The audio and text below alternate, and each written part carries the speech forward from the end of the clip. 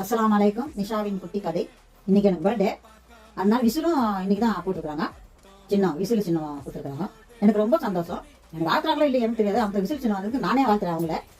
விஜய் சூப்பரா விசில் சின்னத்தை தேர்ந்தெடுத்துருக்காரு. அப்படிங்க எல்லா விசிலும் கொண்டாட்டமா இருக்கு. நல்லா இருந்த நானும் ஏதோ சின்னத்தை பார்க்கணுன்னு ரொம்ப நாள் ஆசையா இருந்தேன்.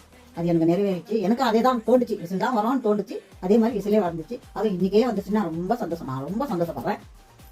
அப்புறம் ஜெயிக்க வைங்க, தோக்க வைக்காதீங்க. மக்களே உங்களை நம்பி வராரு, உங்களுக்கோசமே வராரு, உங்களுக்கு தேவையான சேவையை செய்யறதுக்கு வராரு.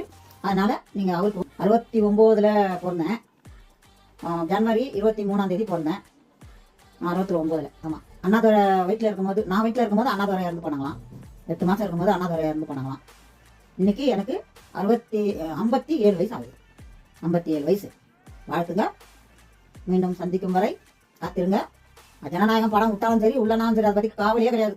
2 மாசம் போட்டு விட்டாலும் சரி, ஐயா தேர்தலில் நின்று தலைவன் ஆனோன்னா தான் பேரே அதுக்கு. இப்பெல்லாம் விட்டா விஜய் படம் ஜனநாயகம்னு சொல்லுவாங்க. ஆனா ஜெயிச்ச உடனே போட்டா தலைவர்னு சொல்லுவாங்க.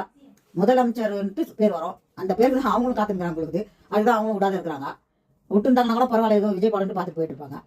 தலைவர் படம்ட்டு வர பேர் வாங்குறாங்க. அவன் செய்யறதுலாம் தப்பு. ஆனா உயர்றது விஜய். அது அவன் முட்டா பசங்களுக்கு தெரியாத அளவுக்கு பண்ணியிருக்கிறாங்க. பாய்.